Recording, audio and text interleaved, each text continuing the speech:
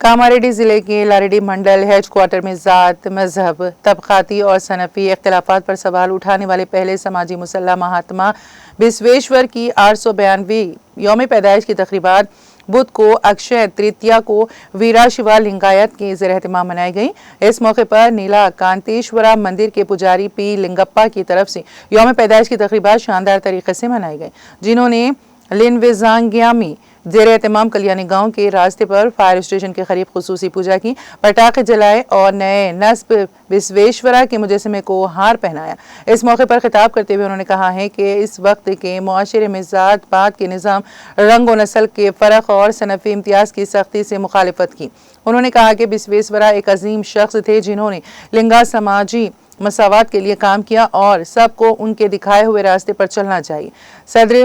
موتی ویریا، general secretary کے بابسا، اعزازی صدر